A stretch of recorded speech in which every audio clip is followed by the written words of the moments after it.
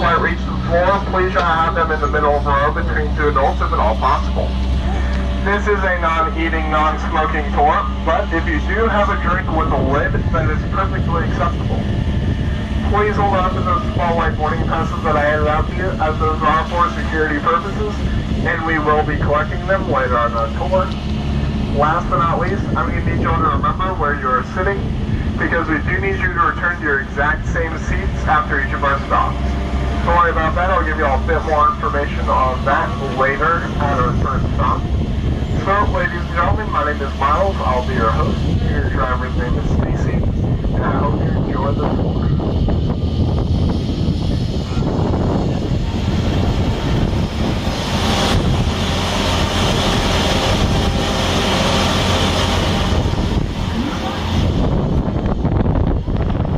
We're now leaving the museum and entering the Lyndon B. Johnson Space Center, the home of human spaceflight and home to more than 10,000 dedicated men and women who work here. This isn't an exhibit or a theme park. This is the real thing.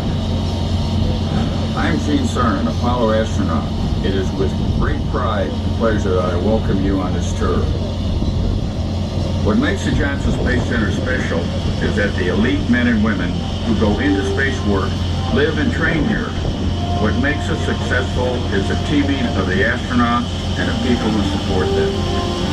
From the largest indoor underwater training facility in the world to the operation of the largest orbiting science laboratory, the International Space Station, Johnson Space Center has always been on the leading edge of discovery and innovation. I was the last human ever to have set foot on the moon, but not for long. Right now, we're working on a new generation of spacecraft for human spaceflight. It is indeed an exciting time to be here. On this tour, you will share and experience the spirit and the history that is the Johnson Space Center. Welcome.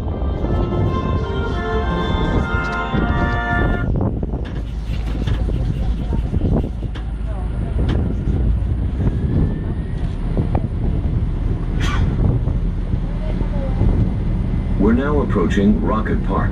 We'll take a closer look at the rockets on the way back. For now, take yourself back to the year 1967. The Monkees' I'm a Believer was a #1 single, but the political climate was not so upbeat. 500,000 American soldiers were stationed in Vietnam, and tensions of the Cold War were running high. The space program was under immense pressure to get a man to the moon before the end of the decade. On January 27, 1967, tragedy struck the Apollo program. Flight Director Gene Kranz remembers that day. We were in mission control, testing the Apollo Command and Service module. On the test day, communication, video, life support. Fire broke out in the command module. Midnight, and Roger Chapman died in the accident. So we wrote 2 words into our vocabulary. Never get shot. Centro de investigación y aparte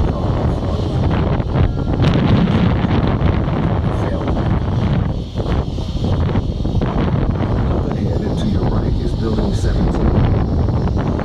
This building houses Project Orion, which is America's next generation space transportation system. Skip Hatfield is the project manager for Project Orion. In this building, the design work that will ultimately lead to that spacecraft is being conducted. The team here is leading a nationwide group of engineers from across NASA and the contractor community in developing this new generation system. It's a really exciting time for everybody involved. We're thrilled to be part of it. This building also knows the kitchen for the first space astronauts eat a combination of fresh with some freeze-dried or specially prepared meals like spaghetti with meat sauce. Coming up on your far right is historic Mission Control, home of the Gemini and Apollo programs, Skylab, and all of today's space shuttle missions.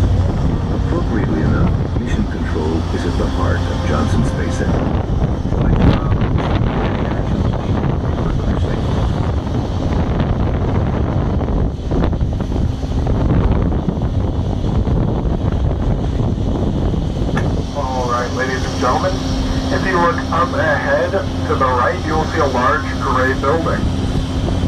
This is the Space Environment Training Facility.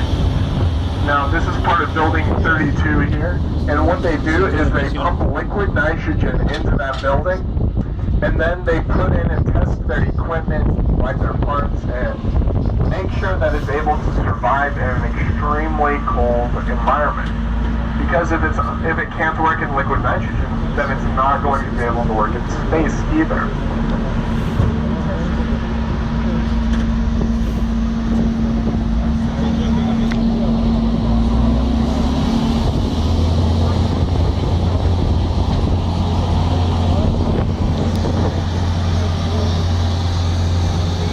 Now, ladies and gentlemen, if you look to your right, you'll see our first stop here on our tour, which is the Mission Control Center.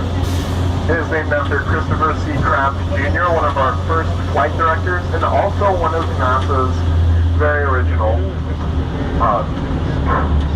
head. Now, up on top of the building, you will see a flagpole of the United States flag flying. That is at half-staff to commemorate the memory of the late astronaut Neil Armstrong, the very first man to step foot on the moon. So as we approach the building, I would like to ask y'all to please remain seated until our tram comes to a full and complete stop. Once it does, you may exit to your right and only to your right, unless you are facing backwards, in which case you may exit to your left. Either way, make sure you're exiting towards the building and away from the street. Also, once you exit the tram, I'd like y'all to look back at the row you were sitting in, and you will see a row letter printed on the side of your seats. Please memorize this letter. I need you to return to your exact same seat at the end of this stop. Thank you very much, ladies and gentlemen, and once we come to a full complete stop, you may follow